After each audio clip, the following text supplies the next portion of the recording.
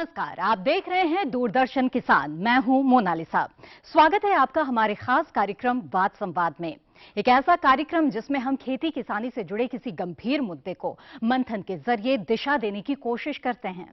आज के कार्यक्रम में चर्चा का विषय है नीम लेपित यूरिया, यानी यूरिया पर नीम तो फायदे गिन। रासायनिक खाद के रूप में सबसे ज्यादा उपयोग यूरिया का होता है। कुछ साल पहले तक यूरिया की कमी देश में चर्चा का विषय होती थी। राज्य सरकारें केंद्र से पर्याप्त और समय पर यूरिया नहीं मिलने का रोना रोती थीं। पर प्रधानमंत्री श्री नरेंद्र मोदी के नेतृत्व वाली सरकार ने सत्ता में आने के बाद इस पर पर्याप्त ध्यान दिया और अब देश में यूरिया की तंगी की बात कोई नहीं करता। ये तो हुई यूरिया की बात, पर सरकार इससे और एक कदम आगे बढ़ गई। उसने यूरिया पर नीम चढ़ाया, यानी सोने पर सुहागा। पौधों को नाइट्रोजन की जरूरत होती है और यूरिया में 46% नाइट्रोजन पाया जाता है। हकीकत यह है कि पौधों को यूरिया में मौजूद 46% नाइट्रोजन पूरे का पूरा नहीं मिल पाता। जल प्रदूषण होता है सो अलग। वैज्ञानिकों ने इन दोनों बातों को ध्यान में रखते हुए नीम लेपित यूरिया तैयार किया है। सरकार ने 13 मई 2015 को नई यूरिया नीति मंजूर की। नई नीति में देश में तैयार होने वाले यूरिया को 100% नीम तक लेपित करने का अधिकार दिया है। उत्पादित यूरिया में से 75% तो उसे हर हाल में नीम लेपित करना ही होगा। देश में अब सब्सिडी पर खेती के लिए मिलने वाला यूरिया 100% नीम लेपित होता है। खुद प्रधानमंत्री श्री नरेंद्र मोदी से इस फैसले का कारण सुनते हैं। नीम का जो पेड़ होता है उसमें से जो फल में से तेल निकलता है वो यूरिया पर वो तेल चढ़ाया जाता है, नीम का तेल। उसके कारण यूरिया की ताकत बढ़ जाती है। किसान अगर पहले 10 किलो उपयोग यूरिया लेता था तो नीम कोटिंग वाला 6 किलो 7 किलो से भी काम चल जाता है। किसान का 3-4 किलो यूरिया का पैसा बच जाता है। दूसरा, नीम कोटिंग वाला यूरिया डालने से फसल को अतिरिक्त फायदा होता है, जमीन को अतिरिक्त फायदा होता है।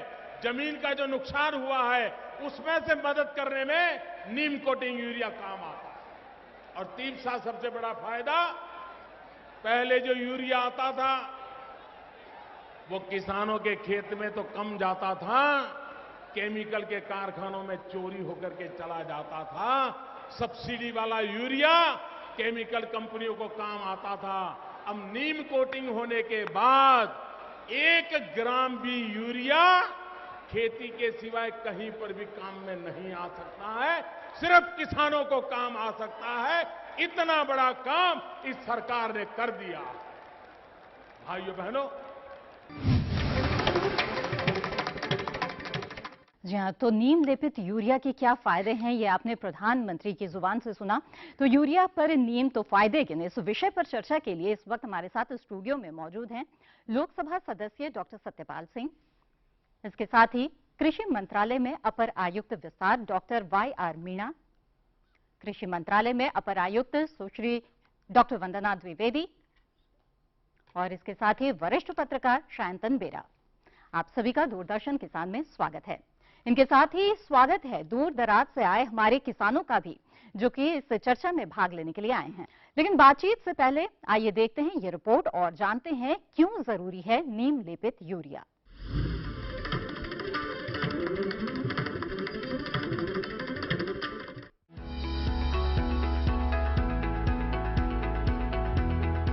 फसलों के लिए नाइट्रोजन एक प्रमुख पोषक तत्व है जो फसलों की वानस्पतिक वृद्धि करता है।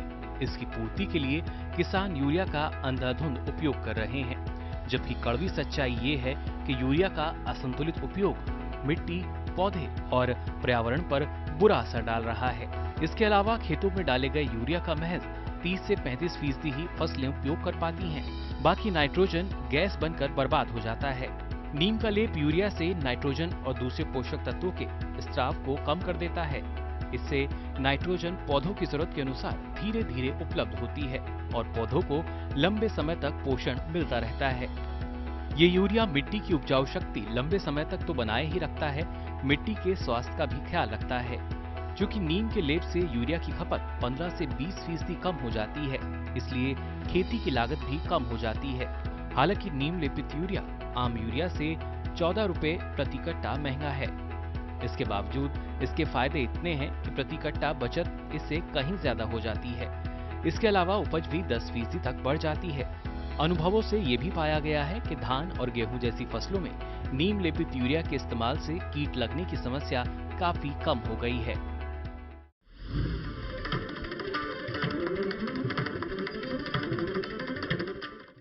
तो इस रिपोर्ट में देखा आपने कि क्या कुछ फायदे हैं। यहाँ पर मौजूद जो मेहमान हैं, आइए उनसे चर्चा की शुरुआत करते हैं। सत्यपाल जी, सबसे पहले मैं आपके पास ही आना चाहूंगी और जानना चाहूंगी कि और क्या कुछ फायदे नीम लेपित यूरिया के हैं। देखिए, सबसे पहले जैसे माननीय प्रधानमंत्री जी कह रहे थे, एक तो इसको किसानों की लागत जो है कम आएगी, उपज बढ़ेगी जी।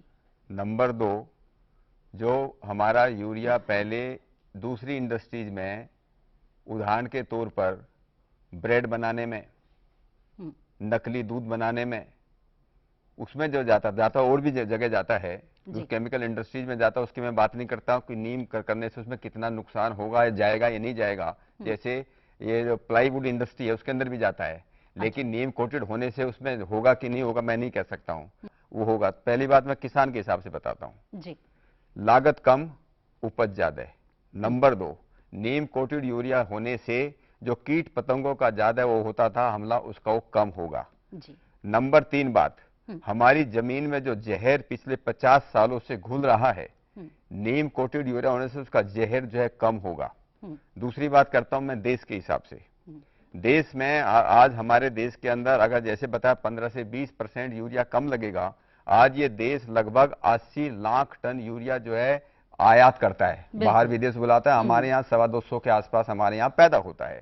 तो मान लीजिए हम 15-20% भी कम लगाएं तो कम से कम 30 लाख टन यूरिया अपने देश को बाहर से बुलाना पड़ेगा। जब बाहर से कम बुलाना पड़ेगा तो हमारा जो बचत है, जिसको हम फॉरेन एक्सचेंज बोलते हैं, उसका जो है हमको कम लागत देना पड़ेगा। हमारा देश का पैसा कम से कम मेरे हिसाब से 5-6 हजार करोड़ रुपए साल भर में हम बचाएंगे। नंबर 2, हमारे देश से जो दूसरे में नेपाल में, विशेष रूप से नेपाल में, बांग्लादेश में जो हमारा जाता था, उसमें जो क्योंकि अलग अलग केमिकल इंडस्ट्रीज में जाता था, वहां वो जाना बंद हो जाएगा।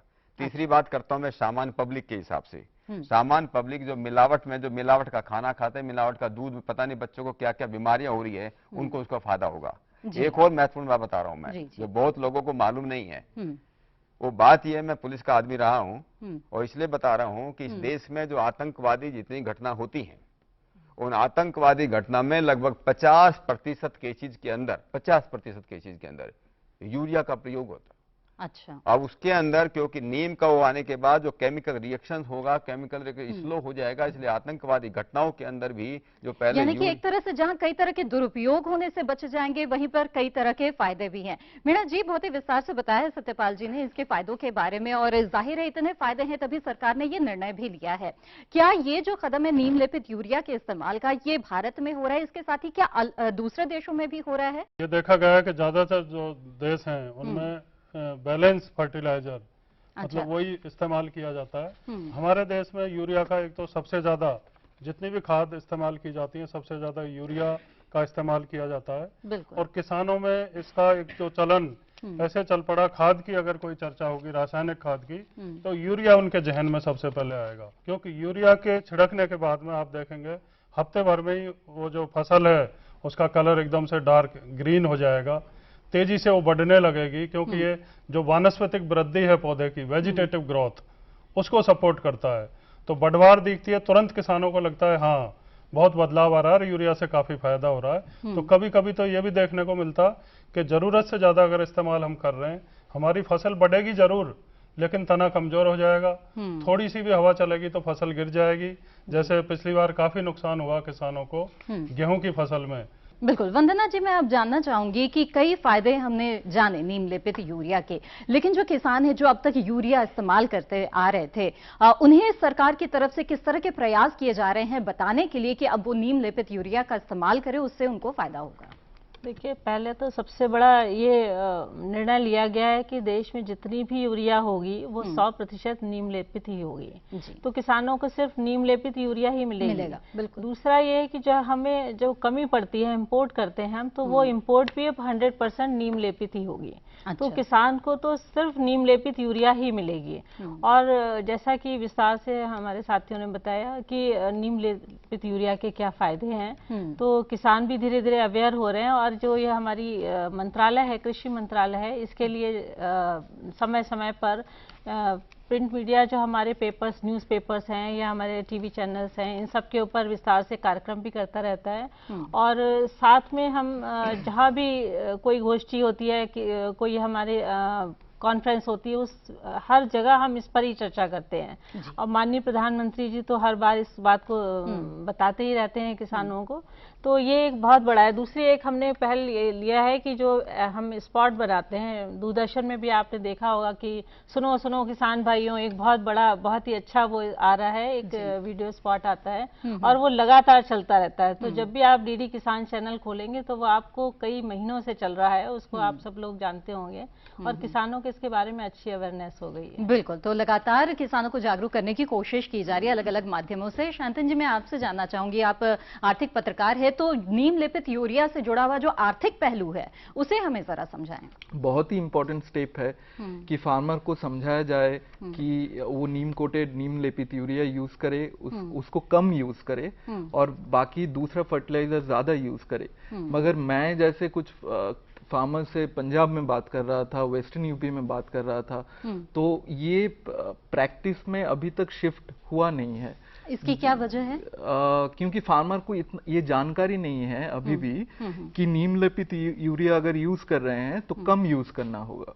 अच्छा। So farmers are still using the same amount of urea. और जैसे सरकार ने ये बहुत दो महत्वपूर्ण डिसीजंस लिए हैं। नीम कोटेड यूरिया हुआ, आपका सॉइल हेल्थ कार्ड स्कीम हुआ, जो इम्बैलेंस्ड यूज ऑफ फर्टिलाइजर है उसको कम करने के लिए। जी, बिल्कुल। मगर इससे बढ़ के और एक डिसीजंस भी ले सकते हैं कि अगर प्राइस को इंसेंटिव के तौर पे दिया जाए, कि यूरिया का प्राइस बढ़ा दिया जाए और दूसरे फर्टिलाइजर के प्राइस कम कर दिया जाए, क्योंकि फार्मर का एक ही स्पेंडिंग होगा, उसको ज्यादा स्पेंड नहीं करना होगा। मगर फार्मर कैसे कम यूरिया यूज करेंगे उसको, उसे यू कैन रेस्टोर सॉइल। बिल्कुल। तो इसका जवाब सत्यपाल जी से ही ले लेते हैं। सत्यपाल जी, इस विचार के बारे में आपका क्या कहना है? वैसे में भी यूरिया से जो नीम लेपित यूरिया है उसका दाम थोड़ा ज्यादा होता है। हालांकि ये जरूर है कि मात्रा उतनी नहीं लगती है जितनी यूरिया के लिए मात्रा का इस्तेमाल करना पड़ता था, लेकिन ये बात अब तक किसानों तक उस तरीके से पहुंची नहीं है। देखिए, सबसे पहले तो भारत सरकार ने ये कहा है कि जो पहले जो यूरिया बनता था और ये जो नीम कोटेड, नीम लेपित जो यूरिया बनेगा, उसमें 5% से ज्यादा का फर्क नहीं होना चाहिए एमआरपी पे। क्योंकि एक कट्टे के ऊपर हम जितना जो है यूरिया पहले करते थे, ये बात सही है कि सब लोगों में जागरूकता इतनी नहीं आई है कि भाई अभी जो है अच्छा ये चीज आ रही है तो उसमें कम यूज करना चाहिए। लेकिन धीरे धीरे ये बात जरूर है, जैसे ही जो हम लोग ने जमीन का परीक्षण शुरू किया है, सोइल हेल्थ कार्ड जिसको हम बोलते हैं, ये लोगों में जागरूकता जरूर आई है कि जैसे आदमी जैसे किसी डॉक्टर के पास जाता है, बिना उसको परीक्षण के दवाई नहीं देता, तो किसान भी आज धीरे धीरे, मैं तो ये कहता हूँ सबसे बड़ा खेती का जमीन का डॉक्टर वो किसान है। हमारे कृषि वैज्ञानिकों से ज्यादा हमारे किसान समझते हैं और धीरे धीरे जागरूकता आ रही है। और मेरा विश्वास, जैसे मैंने पहले कहा था कि हम लोग कम से कम 5-6 हजार करोड़ रुपए इसमें हम बचाएंगे। और दूसरी बात, हम जो कीटनाशक औषधि यूज करते हैं जिसको हम पेस्टिसाइड, इंसेक्टिसाइड बोलते हैं, उस पे भी हमारा किसान का खर्चा जो इस पर कम आएगा। धीरे धीरे जागरूकता बढ़ती जा रही। वैसे भी जिन लोगों को बायो खाद जिसको हम बोलते हैं, जो नीम की निबोली उसमें यूज करते थे, नीम के पत्ते उसमें यूज करते थे, तो जब यूरिया के ऊपर जो नीम का लेप जो कह रहे हैं, उस पर स्प्रे जो करते हैं उसके तेल का, इससे धीरे धीरे जागरूकता बढ़ रही है। बिल्कुल। तो जागरूकता बढ़ रही है और सरकारी प्रयास भी लगातार जारी है कि किस तरह से किसानों को प्रेरित किया जाए कि वो नीम लेपित यूरिया जो है उसका इस्तेमाल करें, क्योंकि इससे उन्हीं को फायदा है। इस पर चर्चा हमारी इस कार्यक्रम में लगातार जारी रहेगी, लेकिन फिलहाल वक्त हो चला है एक छोटे से ब्रेक का। बने रहें हमारे साथ। हर गांव पर नजर, हर तकनीक पर पकड़, खबर मौसम की हो या हो हाट बाजार, हम आपको दिखाएंगे देश की प्रमुख हलचल और खेती बाड़ी से जुड़ी सभी अहम खबरें। देखते रहिए किसान समाचार रोजाना शाम 7 बजे।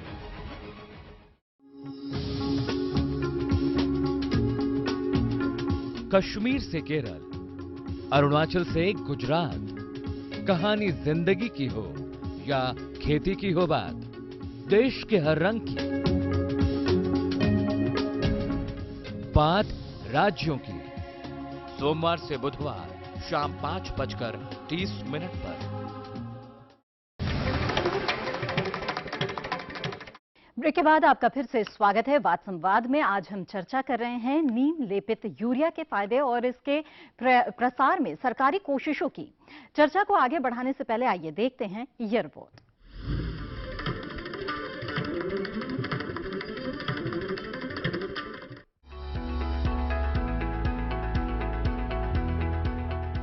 सरकार ने नीम लेपित यूरिया को बढ़ावा देने के लिए कई कदम उठाए हैं।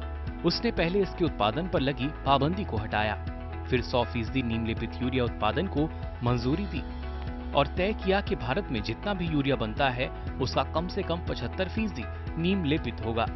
इससे किसानों को तो फायदा होगा ही, सरकार पर से भी यूरिया के आयात का बोझ कम होगा।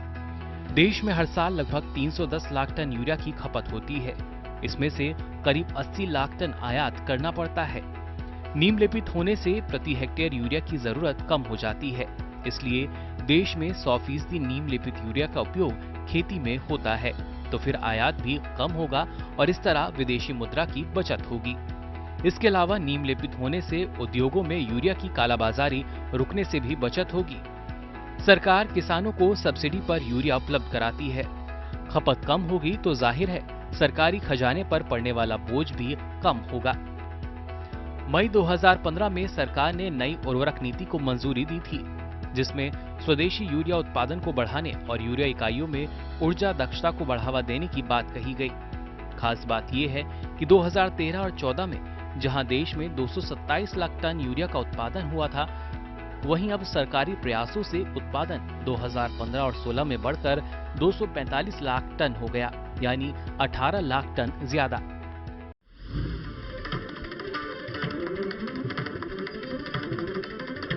बिल्कुल, तो रिपोर्ट में देखा आपने कि सरकारी प्रयास कई स्तर पर चल रहे हैं। जो किसान हैं उनको भी प्रेरित किया जा रहा है, साथ ही जो उत्पादन है उसमें भी बढ़ोतरी दर्ज हुई है। आइए चर्चा को आगे बढ़ाते हैं। सत्यपाल जी, हमें ये बताएं कि केंद्र सरकार ने अहम फैसला लिया था जब नीम लेपित यूरिया के उत्पादन पर लगी रोक को हटाया था। जब इतना जरूरी है यूरिया, तो क्या जरूरत पड़ी थी इस पर रोक लगाने की? वो परिस्थितियां क्या थी? देखिए, बड़ी दुर्भाग्य की बात है इस देश के लिए कि पिछली जो सरकार थी, कांग्रेस सरकार, वो जिस प्रकार से घोटालों में लिप्त थी, कुछ न कुछ इस प्रकार के साधन उसके मंत्री लोग ढूंढते थे कि ताकि उनको पैसा बच सके। उदाहरण के लिए मैं बताता हूं, इस देश में इतनी चीनी पैदा होती है, फिर भी ब्राजील से इतनी चीनी मंगाते थे, 50 लाख चीनी मंगा रहे, ताकि यहाँ चीनी का रेट कम हो जाए, यहाँ के गन्ना किसानों को पैसा न मिले। इसी तरह से ये दुनिया को मालूम है कि हमारे देश का जो यूरिया है वो ये दूध बनाने में जाता है, दूसरी इंडस्ट्री बनाने में जाता है, उसका जो है दुरुपयोग रुकना चाहिए। और बार बार वैज्ञानिकों के बोलने के बाद भी 2008 के अंदर केवल 20% की बात करी गई यार, उसके बाद केवल 35% की बात करी गई कि 35% ही केवल जो है नीम का लेपित जो है यूरिया बनेगा। ये पहली बात भारतीय जनता पार्टी की जब सरकार आई तब देखा कि हमारा यूरिया किस प्रकार से उसका दुरुपयोग हो रहा है, किस प्रकार से विदेशी उसमें जो कालाबाजारी उसको हो रहा है, और इस पे इसे 100% इसका होना चाहिए। ये दुर्भाग्य की बात यह है कि वो जो लोग सरकार थी, उन्हें किसानों का कोई इंटरेस्ट, किसानों का कोई लाभ उन्हें देखने में नजर नहीं आ रहा था। उनको अपने जेब भरने में उसमें लोग लगे हुए थे।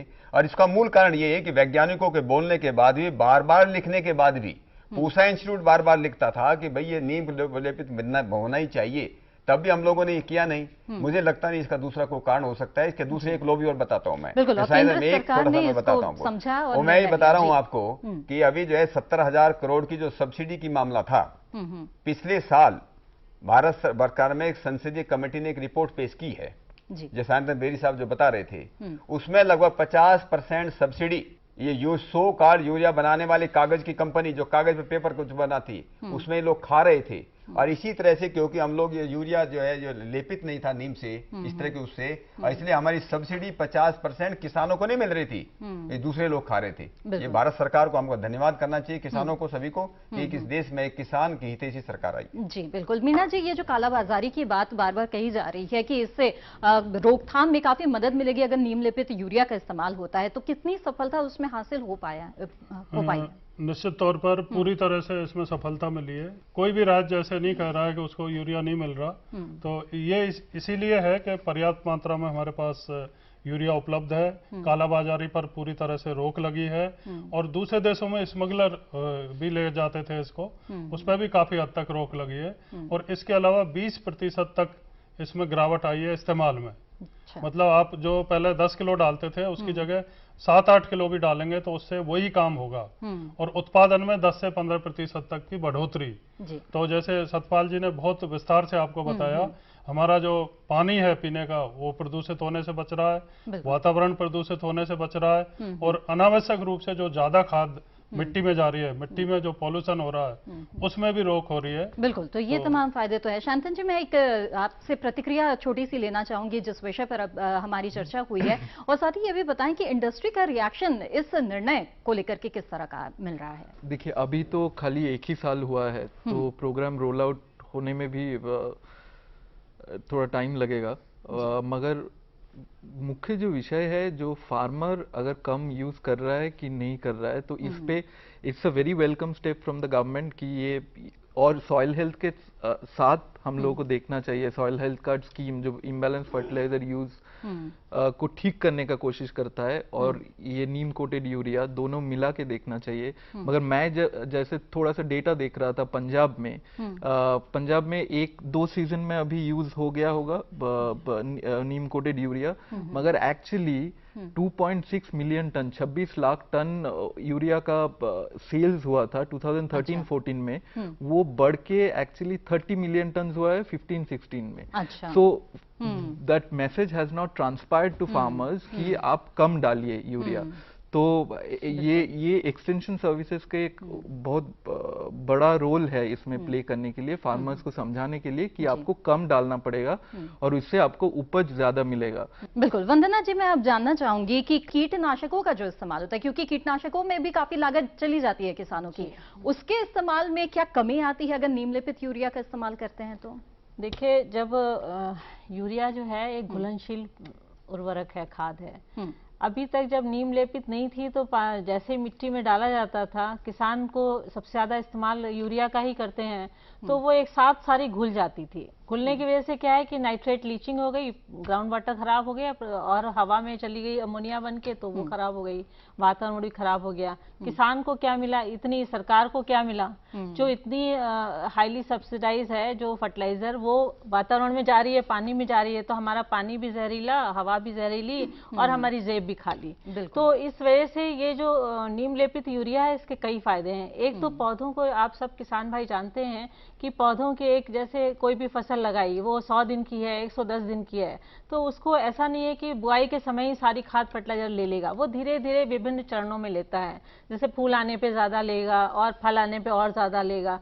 तो जैसे जैसे पौधों की डिमांड आ रही है वो उसको मिल रहा है, तो उससे क्या होगा कि पौधे जो हैं एक समग्र रूप से जो जो पोषक तत्वों की आवश्यकता है मिट्टी में, उन सबको लेंगे। तो एक तो बहुत अच्छी फसल हो गई आपकी, और एक जो आपकी जो फर्टिलाइजर डाली आपने, यूरिया डाली, उसकी पोषक तत्व की जो उपयोग क्षमता है, एफिशिएंसी है, वो बढ़ गई। क्योंकि यूरिया जो नीम लेपित नहीं है तो उसका सिर्फ 30-35% ही किसान फसलें इस्तेमाल करती हैं, बाकी सब इस तरह से जो अभी हमने बताया लॉस हो जाता है। तो अब इसमें जो है, जो भी आप यूरिया डालेंगे वो 100% नहीं कहिए तो मैक्सिमम 90% तो सिर्फ पौधों को इस्तेमाल होगी। और जब पौधों को सब चीज पोषक तत्व तो एक समग्र रूप से बैलेंस में मिल रहे हैं, तो जड़ों का भी विकास अच्छा हो रहा है और पौधों का भी ऊपर विकास अच्छा हो रहा है। पोषक तत्वों का ह्रास कम से कम होगा और फायदा ज्यादा से ज्यादा होगा। तो नई चीज है ये, इसके नए फायदे हैं, और ये किसानों के लिए कहा जाता है कि नई चीज जो है वो किसी के लिए भी उसे अपनाने में थोड़ा सा वक्त लगता है या झिझक होती है। जानते हैं हमारे साथ यहाँ पर कई किसान मौजूद हैं, क्या उन्होंने इसे अपनाया है कि नहीं और उनका क्या अनुभव है। मैं आप सबसे पूछना चाहूंगी कि नीम लेपित यूरिया का इस्तेमाल आप में से कितने लोगों ने किया है? बहुत बढ़िया, सभी करें। तो अपना अनुभव हमें बताएं। मैं बताना चाहता हूं कि गंगा जमुना के दोआबे में जितना भी आबादी का क्षेत्र था उसमें सब नीम के पेड़ थे और जिनका कूड़ा कचरा पत्ता सब कोई जलाता नहीं था, केवल कंपोस्ट में यूज किए जाता था। और वो कंपोस्ट जब खेत में डाला जाता था तो उसकी अलग ही पैदावार आती थी जो ऑर्गेनिक खेती में थी। इसके साथ साथ मैंने 35 साल हो गए मुझे खेती करते हुए। मैंने पारंपरिक खेती भी की, वैज्ञानिक खेती भी की और अब जैसे है वो कर भी रहा हूँ। इस समय मैं बताना चाहूँगा कि मैंने 30 पेड़ नीम के लगाए हैं जिसमें मुझे कई कुंटल नीम के पत्ते मिलते हैं। उन्हें गोबर के साथ, गाय के गोबर के साथ सड़ाता हूँ और खेत में इस्तेमाल करता हूँ। अच्छा। तो मेरा सरकार से अनुरोध है कि कोई ऐसा अन्वेषण बताया जाए जिससे किसानों को ज्यादा से ज्यादा फायदा हो। जी जी बिल्कुल, धन्यवाद। और भी कोई अपना अनुभव बताना चाहेंगे? जी। यूरिया से जो पेड़ का जो वृक्ष है, हमारा जो पौधा है, उसका जो शुगर बढ़ जाता था, जो नीम का यूरिया है उससे शुगर जो पेड़ का कम बढ़ेगा और उससे उसमें जो रोग हैं वो कम आएंगे, जो कीट हैं वो भी उसमें कम लगेंगे। यूरिया से काफी फायदे किसान को और फसल को हो रहे हैं नीम कोटेड यूरिया से। पंक्ति में जो किसान साथी हमारे मौजूद हैं, जी लीजिए, आप भी अपना अनुभव बताएं नीम लेपित यूरिया से। राधेश्याम शर्मा, बैठ जाए, डिस्ट्रिक्ट फरीदाबाद से। देखो जी, एक तो जो दीमक है जी वो भी बिल्कुल नष्ट हो जाती है इससे जी, और जी पैदावार बहुत बढ़िया उगाई होती है, हरी पत्ती बढ़िया वैसे बढ़िया होती है। तो कई तरह के फायदे हैं, पैदावार बढ़ने के साथ ही कई फायदे हैं जो नीम लेपित यूरिया से हो रहे हैं। पहले यूरिया लाइन में लग के 2-2 दिन 3-3 दिन लाइन में रहते तब मिलता था। अच्छा। अब इसकी अवेलेबिलिटी बढ़ी है और आसानी से उपलब्ध भी है, मात्रा भी कम डल रही है और जैसा भी साथियों ने बताया कि इस पे कीड़े कम अटैक कर रहे हैं, उसका बहुत फायदा मिला है और फसल पहले से बेहतर है। जी, तो कीड़ों का प्रकोप कम है तो कीटनाशकों का इस्तेमाल। मेरा सतपाल जी से एक क्वेश्चन है। अच्छा, कि सर जो हम नीम का तेल इस पे लगाते हैं तो बहुत बड़ी मात्रा में निबोलियां लेते होंगे कहीं पे भी, तेल बहुत कम मात्रा में निकलता है और पूरा यूरिया हमने नीम कोटेड कर दिया, फिर वो नीम की खली कहाँ पे जा रही है, वो किसान को क्यों नहीं मिलती? जहाँ तक मेरी जानकारी है और निबोलियों का जो उसका बना जैसे खड़ के उसमें करता है वो भी इसी उसमें जो है जो बायो खाद जिसको उसमें जा रहा है वो कहीं फेंका नहीं जाता है, वो भी उसमें कहीं ना कहीं उसका इस्तेमाल होता है।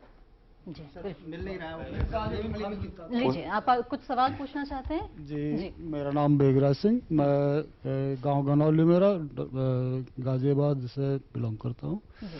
मैं डॉक्टर साहब से एक बात कहना चाहूँगा कि हमें यूरिया भी मिल गया जी और मैं कोशिश कर रहा हूँ ऑर्गेनिक खेती करने के बारे में। मुझे गवर्नमेंट से मदद भी मिली हुई है, सेंट्रल गवर्नमेंट से। तो अभी हमने ऑर्गेनिक फॉस्फेट तो हमें मिल चुका, परंतु ऑर्गेनिक जिसे हम यूरिया कहते हैं, नाइट्रोजन कहते हैं, ऑर्गेनिक नाइट्रोजन हमें उपलब्ध नहीं है। मैं पूछ सकता हूँ क्या ये भी कहीं से मिलेगा या ऑर्गेनिक फॉस्फेट से या इसी तरह से? ये अच्छा सवाल है। जैविक खेती की ओर उन्मुख हो रहे हैं किसान अब ज्यादा से ज्यादा, तो ये सवाल भी उनके मन में है। आप में से कोई भी अगर उसका जवाब देना चाहे। देखिए, मैं बताती हूँ जी। यूरिया एक केमिकल फर्टिलाइजर है, तो पौधों को नाइट्रोजन चाहिए। जो नाइट्रोजन चाहिए उसके लिए हम किसानों को जो जैविक खेती आप जैसे कर रहे हैं कि जो आपके जो भी पेड़ पौधों के बचे अवशेष हैं उनकी कंपोस्टिंग करिए, और आपके पास जानवर भी होंगे तो जो गोबर उत्पादित हो रहा है उसके साथ में और ग्रीन जो भी पौधे का अवशेष है उसकी कंपोस्टिंग करिए, वर्मी कंपोस्टिंग करिए और उसका इस्तेमाल करिए। तो जो ये एक ब्लैक गोल्ड जिसे कहते हैं, ये बहुत ही महत्वपूर्ण चीज है और इससे आपको यूरिया की जगह जो नाइट्रोजन है वो आपको मिल जाएगा इसमें।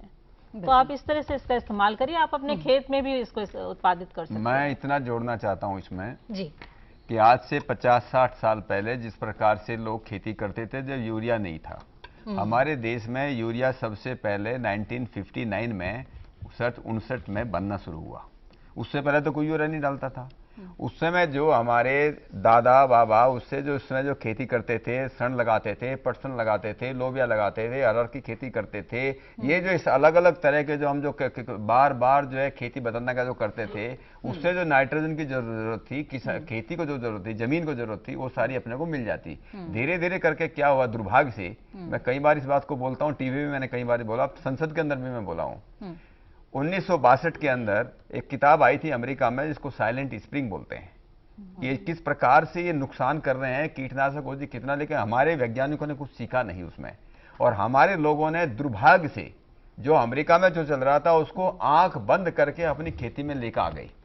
हम लोगों ने अपना जो जैविक खेती जैसे जमाने में आप 50-60% जैविक खेती होती थी, जो पारंपरिक तौर तरीके थे उन्हें हमने छोड़ दिया, उससे अपने बीमार नहीं होते थे लोग। सारी दुनिया आज बीमार हो रही है।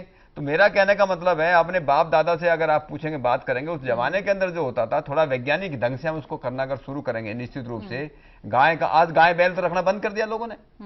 तो धीरे धीरे हम लोग उसको जो भूल गए, बैल वहीन जो खेती आज हो रही है, जितना हम जोर दे रहे हैं ट्रैक्टर लगाओ, मशीनीकरण जो हो रहा है, इससे जो जमीन को भी नुकसान हो रहा है, लोगों को उससे नुकसान हो रहा है, और हम बाहर से जो है मतलब जो फर्टिलाइजर डालेंगे, रासायनिक खाद डालेंगे, उसमें हम उन पर निर्भर होते जा रहे हैं। बिल्कुल, तो पारंपरिक जो तौर तरीके हैं उन्हें हमें नहीं भूलना चाहिए और समय के साथ आगे बढ़ना भी बेहतर है। कई ऐसे उपाय, आसान उपाय मिल गए हैं अब किसानों को कि जिनका वो इस्तेमाल कर सकते हैं मशीनों के इस्तेमाल से, चाहे इस तरह से जो जैविक खाद है उसके इस्तेमाल से वो उपज को और बढ़ा भी सकते हैं। कुछ और किसान जो पूछना चाहेंगे कुछ? जी, बहुत अच्छा विषय है डॉक्टर साहब। ये मैंने अपने खेती करने के तजुर्बे में पहले डीएपी और एनपीके में क्या अंतर है, वो एनपीके इस्तेमाल आधा करके देखा। उसके बाद में जब नीम लेपित यूरिया आया तो मैंने नीम लेपित यूरिया को भी आधा एक खेत में ही आधा करके यूज करके देखा। पहले मैंने बराबर मात्रा करी तो जो नीम लेपित यूरिया था उसमें उसकी ग्रोथ भी, फसल की ग्रोथ भी बढ़ गई थी और पैदावार भी बढ़ गई थी। तो फिर अगली फसल में मैंने उसकी मात्रा को घटा दिया। एक तो हमें यह फायदा हुआ कि उसकी मात्रा घटने से हमारी जो पैसा की बर्बादी थी वो बच गई और उधर हमारी आमदनी भी बढ़ गई जो उससे पैदा होती थी। उसके साथ साथ जैसा भी मेरे किसान भाई ने कहा था कि हम जैविक खेती करना चाहते हैं तो हमें यूरिया की, नाइट्रोजन की कहां से पूर्ति होगी, तो वो इस्तेमाल भी मैंने किया। जो हम ढैंचा की हरी खाद वो बोते हैं, उससे नाइट्रोजन की हमारी जो उसके जो निमटोड होते हैं जड़ों में, उनसे बढ़ जाती है। और मैं अपने किसान भाइयों से भी निवेदन करना चाहता हूं और सरकार से निवेदन करना चाहता हूं कि उस पर ज्यादा से ज्यादा ध्यान दिया जाए कि जो दलहन की खेती है, मूंग, उर्द और लोबिया, इनकी जो हम फसल लेते हैं, यदि हमारी ऊपर की फसल भी नष्ट हो जाती है तो जमीन में हमारी नाइट्रोजन की मात्रा बढ़ जाती है, जिससे हमें कम यूरिया लगाना पड़ता है। ये मैंने तजुर्बा करके देखा। सबको पता है कि ये इंटरनेशनल ईयर ऑफ पल्सेस है, ठीक है ना, और सरकार का विशेष जोर है इसके ऊपर। एमएसपी भी इसका नया आपको सामने आ गया है और ज़्यादा लागत, आप उससे ज़्यादा पैसा भी मिलेगा यदि आप दलहन लगाते हैं। और इससे सबसे एक तो हमारी पल्स जो हमें आयात करनी पड़ती है वो नहीं करनी पड़ेगी, हम सक्षम हो जाएंगे और न्यूट्रिशन सिक्योरिटी हमारे देश की बढ़ेगी। दूसरी सबसे बड़ी महत्वपूर्ण चीज़ ये है कि जो पल्सेस दलहन होते हैं उनकी जड़ों को आप लोग जानते हैं कि उसमें गांठें होती हैं, वो गांठों में राइजोबियम होता है जो कि हम कहते हैं एक प्राकृतिक नाइट्रोजन की फैक्ट्री है जो हवा से नाइट्रोजन लेके मिट्टी में यूरिया बनाती है। तो हमारी जो पल्सेस लगाएंगे, एक तो हमें पल्स भी मिल जाएगी, दालें मिलेंगी और हमारी मिट्टी भी स्वस्थ होएगी।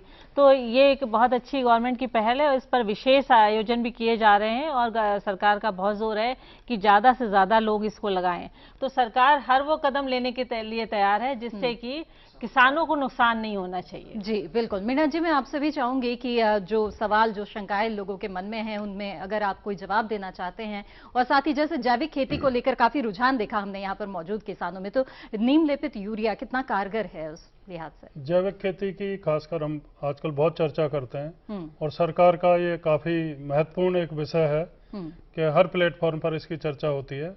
इसीलिए हमारे कृषि मंत्रालय ने परंपरागत कृषि विकास योजना लागू की है और नॉर्थ ईस्ट के हमारे जो उत्तर पूर्वी राज्य हैं, जिसमें आसाम, सिक्किम, मेघालय, ये सारे राज्य, अरुणाचल प्रदेश, तो इन सब में त्रिपुरा, इनमें एक वैल्यू चेन करके मिशन वैल्यू चेन डेवलपमेंट करके वो एक स्कीम लॉन्च की है जिसमें किसान के खेत में ऑर्गेनिक पैदा करने के बाद में बाजार तक जाने तक, यानी एंड टू एंड तक उसकी सप्लाई चेन को व्यवस्थित करना, मार्केटिंग की व्यवस्था करना, किसानों को ज़्यादा से ज़्यादा किस तरीके से फ़ायदा मिले, उसकी ब्रांडिंग करना, पैकेजिंग, ये सब पर ध्यान दिया जा रहा है। तो ये सब में जैसे हम अभी बात कर रहे थे दलहन या ग्रीन मैन्योरिंग की, जैसे सतपाल जी ने बताया, ये हमारे बहुत परंपरागत नॉलेज है, इसीलिए ये जो स्कीम चालू की है इसका नाम भी परंपरागत कृषि विकास योजना रखा है। हमारे किसान भाई सब इससे परिचित हैं, जो प्रैक्टिस पहले करते थे उसको फिर से हम लोग अपनाने को तैयार हैं। और फसल चक्र है, ग्रीन मैन्योरिंग है, हमारी जो घर की खाद है पशुओं की, गोबर की खाद वो है, वर्मी कंपोस्ट है, और नीम की चर्चा हमारे किसान भाइयों ने बहुत की है। नीम तो बहुत ही महत्वपूर्ण एक पौधा है जिसको कई जगह दवाओं में भी इस्तेमाल किया जाता है, और हमारे जो साबुन हैं या बायो पेस्टिसाइड्स हैं उन सब में इसका भरपूर इस्तेमाल किया जा रहा है। गांव में घरों में कई बार मैं देखता हूं जो ग्रेन स्टोरेज करते हैं वहां पर भी नीम की पत्तियां, नीम की निमोली उनको इस स्टोरेज की जगह रखते हैं, तो काफी कम इनका कीड़े मकोड़ों का प्रकोप होता है।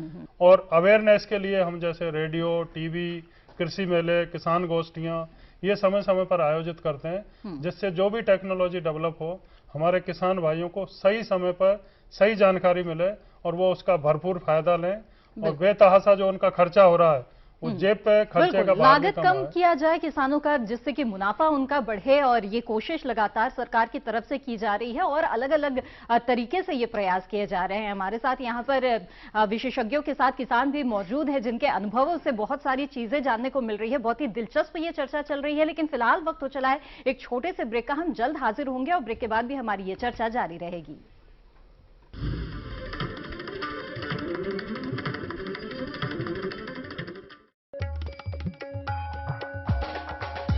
बढ़ेगा दलहन तिलहन का भाव, सब्जियां दिखाएंगी कब तक ताव, मसालों की मंडी में कैसी है बयान, कब गरमाएगा गेहूं का बाजार, कहां बिकेगा अच्छे भाव में धान।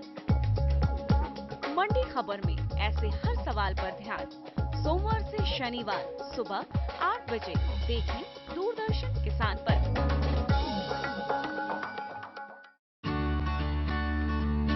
कौन कौन सी हैं सरकारी योजनाएं, कैसे उठाएं इनका लाभ, जानिए अपने गांव का हाल। देखिए चौपाल चर्चा सोमवार से शुक्रवार सुबह 9 बजे।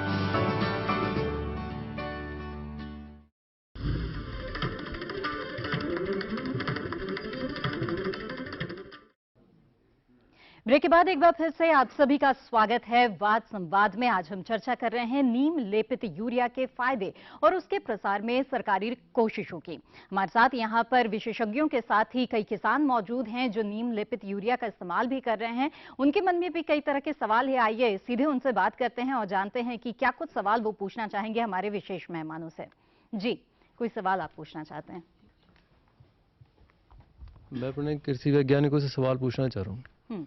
मैंने 11 एकड़ में मूंग लगा रखी है और मेरे से आगे पलवल एरिया में उन्होंने मूंग लगाई हुई है वहाँ पे, तो वो एक स्प्रे करते हैं उसके अंदर और 50% फली आती है और उसके बाद वो अपने आप पक जाती है। तो उसका क्या पर्यावरण पे भी और हमारे खाने पीने पे भी उसका, अगर जो आपकी नॉलेज में हो तो आप उसके बारे में प्लीज़ बताएं थोड़ा सा। ये जो आपने बताया कि स्प्रे करते हैं और वो पक जाती हैं, तो क्या हो रहा है कि आजकल कुछ कंपनियां ऐसी हैं जो किसानों को सब्ज बाग दिखाती हैं, एक तरह से कहिए कि उन्होंने कहा कि एक साथ पक जाए, कोई हार्मोन्स जैसा कोई स्प्रे होगा जो कि नुकसान करता है। तो कोई भी चीज़ इस तरह की इस्तेमाल नहीं करनी चाहिए। हमें हार्मोन, जैसे आपने सुना कि लौकी में इंजेक्शन लगा देते हैं, तो कहने का तात्पर्य कि आजकल बहुत सारी ऐसी कंपनियां हैं जो हार्मोन्स का, ग्रोथ रेगुलेटर्स का इस्तेमाल करती हैं जो कि नुकसान करते हैं। उसका इस्तेमाल नहीं होना चाहिए। ऐसी बीज ही आप लीजिए जो एक समय पर पकते हैं, ऐसी बहुत से अच्छे बीज हैं। आप अपने कृषि विभाग को, अपने राज्य के कृषि विभाग को बताइए कि ये इस तरह की चीज है, इसकी जांच कराई जाए। उनको पता है सबको? आप एक बार फिर से उन्हें बताइए कि इस तरह से हो रहा है, और हम भी इस बात और यहाँ पे हमारे जो किसान भाई हैं जिन्होंने बो रखी है उन्होंने शायद एक दो स्प्रे भी किया होगा वहाँ पे। हाँ, पलवल से हम इसकी और आपको जानकारी देंगे, पूछ के विभाग से पूछ के। किसान भाई ने जो सवाल किया है ये बहुत ही गंभीर प्रश्न है। कभी कभी कोई दुर्भाग्य की बात यह है कि ये केवल मात्र जो है जो केमिकल कंपनीज हैं उनका वो नहीं है, इसके हमारे जो नीचे के अधिकारी वो भी मिली भगत उसमें होती है। और भारत सरकार के 2 अधिकारी यहाँ पर बैठे हैं, मैं उनसे ये निवेदन करूंगा कि इस बात को गंभीरता से लिया जाए कि ये बात यहाँ पर जो है आज आई है, चर्चा में आई है, और इसके बारे में उनको जो है केंद्र सरकार को, हरियाणा सरकार को लिखना चाहिए। बिल्कुल मीणा जी, इस तरह की समस्याएं लगातार आ रही हैं और किसानों के मन में भी सवाल होता है कि कहां से वो जो सही मात्रा में या जो सही उचित क्वालिटी का कीटनाशक हो, चाहे नीमलेपित यूरिया की ही आज हम चर्चा कर रहे हैं, वो कहां से प्राप्त करें? जब कभी भी हम चाहे बीज हो, खाद हो या जो कृषि के दूसरे इनपुट हैं वो खरीदने की हम हमेशा सलाह देते हैं। एक तो विश्वसनीय यानी प्रमाणित जगह से लें, जो ऑथराइज डीलर हैं वहां से लें, और किसान भाई कभी भी बीज खरीदें या इंसेक्टिसाइड पेस्टिसाइड खरीदें, बिल अवश्य लें। अगर 150 रुपए का आपका ज्यादा भी खर्चा आ रहा है तो भी बिल लें, संभाल के रखें, और अगर उसका प्रभाव जैसा बताया गया उस तरीके का नहीं हो रहा है तो निश्चित तौर पर आपको तुरंत उसकी शिकायत करनी चाहिए। कृषि विभाग में शिकायत कीजिए। आपको अगर फिर भी नहीं सुन रहे, आप मीडिया में भी जा सकते हैं, और जो भी इस तरीके के गोरख धंधों में इन्वॉल्व हैं उनको सजा दिलाना सरकारी अधिकारियों का तो काम है ही, लेकिन कई बार अधिकारी भी इस तरीके के होते हैं जो मिल जाते हैं, तो उन सबको सबक सिखाना जागरूकता से ही संभव है। तो आप जागरूक रहें, जो भी चीज खरीदें उसका बिल लें, और उसके जो आपको बताया गया उस हिसाब से अगर उसके परिणाम नहीं आ रहे हैं तो आप चूके नहीं, शिकायत करें और उसको उठाएं, जिससे दंडित किया जा सके जो अधिकारी दोषी हैं या जो लोग डीलर हैं वो अगर कोई वो कर रहे हैं। बिल्कुल ऐसी कोई शिकायत है जी सत्यपाल? मेरा इसमें एक सुझाव और है। मैं ये सवाल मैंने संसद के अंदर उठाया था, और मेरा कृषि वैज्ञानिकों से भी, मैं क्योंकि मेरा कृषि से मेरा संबंध है, मैं पूसा इंस्टीट्यूट में गया हुआ था, मैं 2 बार जा चुका हूँ कृषि वैज्ञानिकों से, जी इनफॉर्मल जिसको मीटिंग कहते हैं। ये दुर्भाग्य की बात है इस देश के अंदर कि लगभग 30% बीज जो हैं वो नकली मिलते हैं, 50% जो कीटनाशक दवाई वो नकली मिलती हैं, फर्टिलाइजर खाद जो लगभग 40% नकली मिलते हैं। इसके लिए मेरे 2 सुझाव हैं, आपके माध्यम से, आपके टीवी के माध्यम से सबको, सब किसान भाइयों को मैं बताना चाहता हूँ। कीटनाशक दवाई कोई भी आप खरीदो, उससे अगर कोई नुकसान होता है, कल को जो उसकी बोतल आपने रखी, बोतल संभाल कर रखो, और बोतल कल को ये टेस्ट, एक तो जैसे मीना जी ने बताया उसका बिल रखिए, वो जो बोतल है उसको बोतल मान लिया पूरा कर दिया, लेकिन उसका कुछ ना कुछ अंश उसमें लगा रहता है। वो कल को जब उसका टेस्ट करने के लिए ये तय करेगा कि ये वो बनाया था नकली था, क्या इसमें गड़बड़ हुआ है, एक तो इसमें ध्यान रखिए। और नंबर 3, जैसे बीज के हिसाब में भी, मान लीजिए बीज आप डाल रहे हैं उसको 2 दाने रख लीजिए, 10 दाने रखो, फर्क नहीं पड़ने वाला उसमें। अभी जो है भारत सरकार ने जो फसल बीमा, प्रधानमंत्री फसल बीमा योजना जो शुरू की है, वो ये सारी बातें उसके अंदर कवर करती है, बीज से लेकर के जब तक फसल जो है घर मार्केट तक नहीं पहुंचती, सब बातें उसके अंदर कवर की गई हैं। आपने बीज खरीदा, बीज जमा नहीं, आपने किसी कारण से दवाई खरीदी, दवाई गड़बड़ किया, उसमें नुकसान हो गया, बाढ़ से, पानी से, आग से कैसे भी नुकसान हो जाए, ये सारी जो फसल बीमा योजना है उसमें जो है कवर होती है। लेकिन आगे के लिए जहां भी आपको डाउट लगे, विशेष रूप से कीटनाशक औषधियों के बारे में बात बता रहा हूं, 50% दुर्भाग्य की बात है, मैंने डिमांड की थी संसद के अंदर कि इसके बारे में बहुत गंभीरता से सरकार को लेना चाहिए, लेकिन कुछ बातें ऐसी हैं कि जो राज्य सरकारों के अंडर में आती हैं, राज्य सरकार में आप, तो ये अपने ध्यान में रखिए, और ऐसे लोगों पर जो उनको सबक सिखाया जा सके, वो जेल में जा सके, तभी ये बातें जो है बंद हो पाएंगी। बिल्कुल। कोई और सवाल अगर पूछना चाहेंगे नीम लेपित यूरिया के इस्तेमाल से जुड़ा हुआ? जी, मेरा एक सवाल है, जैसे अभी हम पिछले दिनों देखते थे कि यूरिया के लिए लाइन लग जाती थी, और जब फसल का पीक टाइम आता था उस टाइम पे जो सरकारी गोदाम है उन पे यूरिया की कमी हो जाती थी, और जो नकली यूरिया होता था बाजार में उसकी बिक्री बढ़ जाती थी। अब ये तो मैं नहीं कह सकता कि उसमें सरकार कहां तक इन्वॉल्व थी। तो मेरा सवाल ये है कि जो ये नीमलेपित यूरिया आ रहा है, इसमें भी नकली यूरिया बनने की कितनी संभावना है? मैं अभी आपको एक बार बताता हूँ। वैसे तो ये अधिकारी मेरे से ज्यादा जानते हैं, लेकिन मैं सामान्य जानकारी काफी रखता हूँ। भारत सरकार की तरफ से वैसे ये नहीं कह सकते कि बीजेपी पहले से ये हुआ पिछले कई सालों से, लेकिन पूरा नहीं हुआ, अभी पूरा हो रहा है धीरे धीरे। एक हम बोलते हैं फर्टिलाइजर मॉनिटरिंग सिस्टम, कि ये फर्टिलाइजर जो किसान वहाँ कंपनी से बना, कंपनी से बनकर के वो डीलर के यहाँ गया, डीलर से वो रिटेलर के पास गया, रिटेलर से वो किसान के पास गया, मोबाइल बेस्ड मॉनिटरिंग सिस्टम बन रहा है। लेकिन अभी तक ये रिटेलर तक पहुंचा है, और आगे ये सिस्टम पूरा अभी तक हुआ नहीं है। धीरे धीरे से भारत सरकार बड़ा जिस पर जोर दे रही है। अगर ये सिस्टम आ गया, जैसे आप बता रहे हो, जो नकली यूरिया की बात थी या बेकारा यूरिया जो आ रहा है, उस पर रोक पूरी लगेगी।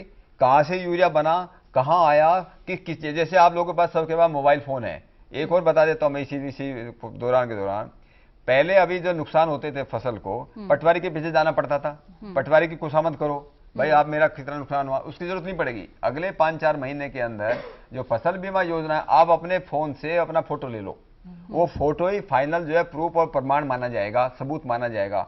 ठीक इसी तरह से जितना यूरिया आप खरीद रहे हो, जितना फर्टिलाइजर आप खरीद रहे हो, वो किसान बताएगा कि उसने कितना खरीदा, उसका हिसाब जब उस पर एकदम कंप्यूटर पर आ जाएगा, ऑनलाइन कंप्यूटर आ जाएगा, तो ये सारी बातें बिल्कुल बंद हो जाएंगी। जी मीना जी, मैं आपसे भी यही सवाल पूछना चाहूंगी कि नकली नीम लेपित यूरिया की संभावना कितनी है?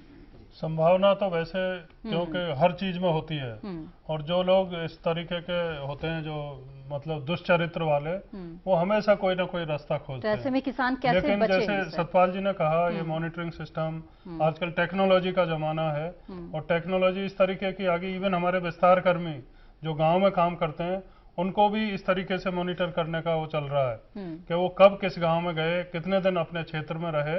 तो टेक्नोलॉजी के इस्तेमाल से जो भी इस तरीके की चीजें हैं उनको निष्प्रभाव किया जा सकता है, और जो जिसके लिए चीज बनी है योजना, उसका फायदा निश्चित तौर पर किसानों को ज्यादा से ज्यादा पहुंचाने का सरकार का प्रयास रहेगा, चाहे वो टेक्नोलॉजी के माध्यम से हो, मैन पावर के माध्यम से हो, लेकिन संभावनाएं हर जगह बनी रहती हैं, उनको निष्प्रभावी करने की बात है। बिल्कुल। शांतन जी, आपका अनुभव क्या कहता है कि ये समाधान जो अभी निकलकर सामने आ रहे हैं, ये कितना कारगर हो पाएंगे इन किसानों के लिए, क्योंकि किसान कितना अभी तक टेक्नोलॉजी से जुड़ पाए हैं, ये भी तो एक सवाल है।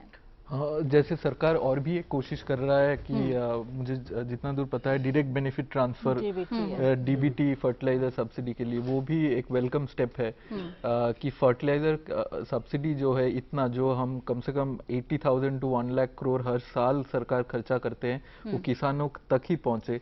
तो मगर उसमें कुछ चैलेंजेस हैं, मगर और जो इश्यूज हैं उसके साथ लिया जा सकता है, जैसे पल्सेस प्रोडक्शन को इम्प्रूव करना, क्योंकि वो नेचुरली नाइट्रोजन फिक्स करता है सॉइल में, तो इसलिए शायद पल्सेस का एमएसपी और भी बढ़ाया जा सकता है, क्योंकि हम लोग अभी पल्सेस जो बाहर से खरीदते हैं, जैसे तूर खरीदते हैं तो 90 रुपीस पर किलो खरीदते हैं, मगर यहाँ पे एमएसपी है 50 रुपीस।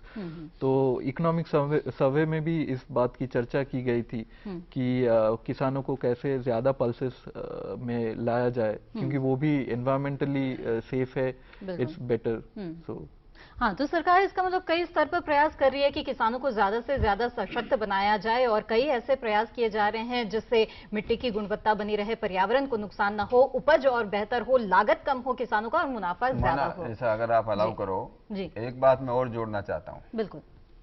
भारत सरकार डिजिटल इंडिया पर बड़ा जोर दे रही है। डिजिटल इंडिया के प्रोग्राम के तहत प्रत्येक गांव, प्रत्येक ग्राम पंचायत इंटरनेट से जुड़ने जा रही है। जी।